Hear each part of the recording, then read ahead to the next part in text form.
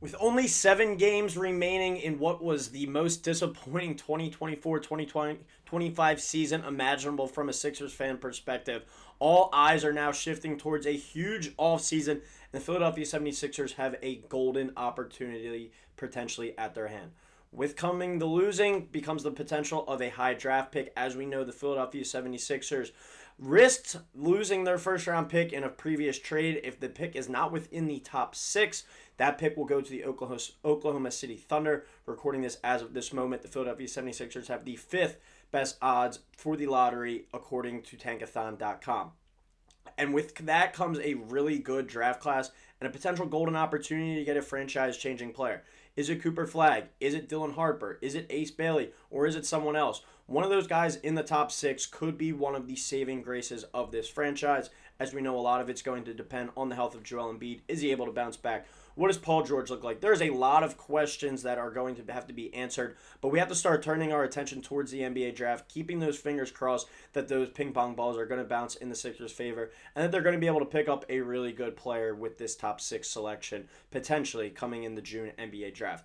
And Cooper Flagg, he looks like a potential franchise-changing player. But the player that we're going to be talking about today is freshman 6'6" guard out of Rutgers, Dylan Harper, the consensus number 2 player in this draft as of right now, behind Cooper Flagg. Yesterday afternoon, Dylan Harper, as expected, declared for the NBA draft after 1 year at Rutgers. And while it was a disappointing team at Rutgers this year, alongside Ace Bailey, who's the projected number 3 overall pick or the projected number 3 prospect, however you want to phrase it, he still had a really good freshman season from an individual perspective. If you watched these Rutgers games this year, you kind of saw it was they kind of put all their eggs in the basket of Ace Bailey and Dylan Harper and didn't really surround these guys with much. And when you're going into the Big Ten in a very good league that's usually built around veteran players, it was expected that they would struggle, but this team should have at least made the tournament. So that could be kind of a knock on both of their resumes. You can kind of look at Ben Simmons as well. Didn't have success his freshman year at LSU and see how he panned out. But from an individual perspective, Dylan Harper still had a really nice year, 19.4 points per game,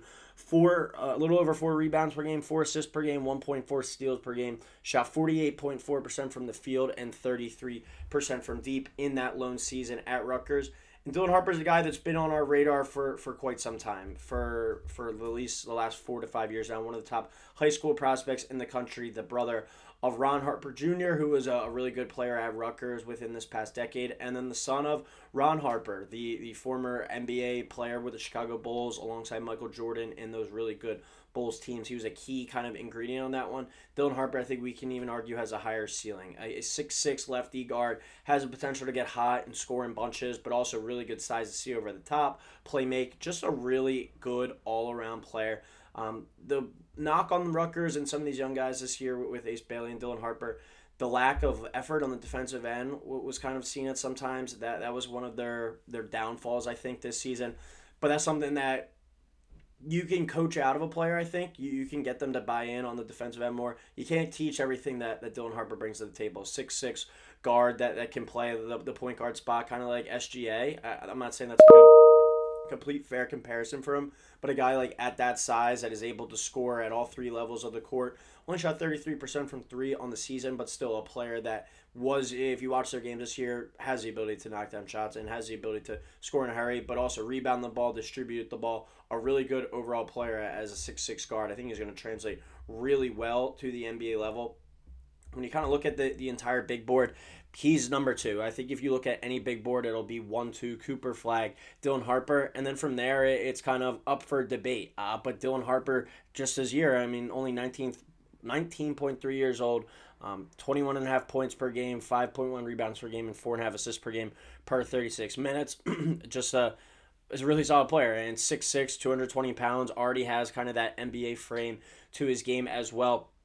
So there's a potential golden opportunity to pick up a guy like this. Now, when it goes back to the Sixers conversation and talking about what we needed here in Philadelphia, when you look at this kind of big board right here, does a guard, is that the number 1 priority? And it goes back to the age-old conversation. Are we drafting for fit? Are we drafting for need? What are we drafting for? Best available player? I think if you're in the Sixers perspective and you had as bad of a season as you did, And with Joel Embiid's future in limbo, who knows? We still don't know what the situation is with him. Is Paul George going to be back in that contract? I think you just take the best player available. If you did get the number 2 pick, I'm taking Dylan Harper, and I'm going to say we're going to figure it out from here. We have the mixture of Jared McCain, Tyrese Maxey, Quentin Grimes. Maybe you don't sign Quentin Grimes back. He's looked like a really good player. They play different positions. But you're going to be investing a lot of resources into that backcourt. Do you bring Jared McCain kind of off the bench and your 1-2 combo in the backcourt is Dylan Harper and Tyrese Maxey? Those are all the conversations that you're going to have down the line.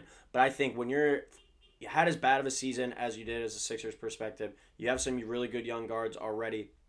Let's continue to build there. I think it's much harder to find elite playmaking type of guards. To rephrase that, I think the guard position is more important than the big. There's only quite a handful of bigs that I think are worth a top 5 pick in the NBA draft. A lot of these other guys, you'd rather have the guard. You'd rather have the wing. Those are the guys with the ball in their hands mostly at the end of the game. A guy like Embiid, a guy like Jokic. Those are kind of 2 outliers.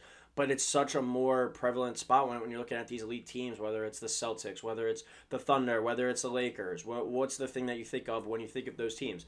The wings and the guards on those squads. And when you have the ability to get potentially 3 players that could, I think, realistically average together 18 plus points per game in a Jared McCain, in a Dylan Harper, and in a Tyrese Maxey, that's a really hard trio to turn down and to not build around. Tyrese Maxey's still young, just got his 2nd contract. Jared McCain, as we know, just finished or is just going to finishing up his rookie year after a really hot start and then unfortunately a knee injury. It's a circumstance. It's I'd rather build around these 3 young guards than reach for a big. Like Malawacha out of Duke. He's a good player, but even if your goal of Embiid is coming back, Malawacha is going to be on the bench. Let's figure it out with these potential 3 young sub guards and throw Quentin Grimes into that mix as well. That could be a really good trio and probably I think you could make an argument for the best trio in the East right off the bat with Dylan Harper from day one with Tyrese Maxey and Jared McCain. Cavs backcourt's good. Celtics backcourt's good. That's a really high-level backcourt with 3 guys that I think all have all-star potential. Tyrese Maxey for sure. Jared McCain we saw in spurts. Going to have to see some more of that.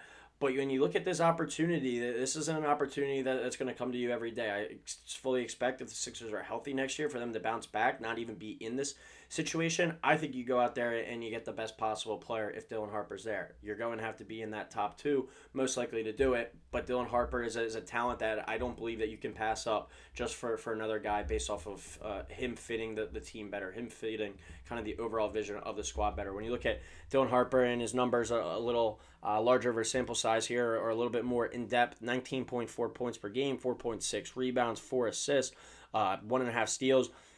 Didn't really shoot the 3 ball that well. Shot a lot of attempts. As I said, he could get hot in a hurry.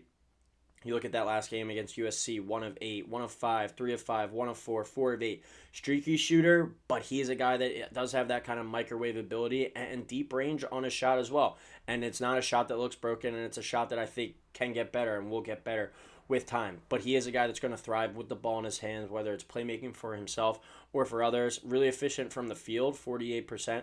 But you even look at these numbers, and as I said earlier, this was a Rutgers team, if you watch them this year, a team that really struggled at times to do anything outside of Dylan Harper and Ace Bailey. So he wasn't exactly playing with the greatest talent, and he still finds a way with all the defensive attention towards him, 27 points, 22 points, 25 points over a 5-game span. This is a really good young player and a player that I think it's a golden opportunity if the Sixers have the ability to draft him at number 2 there. I'm probably going up to the podium.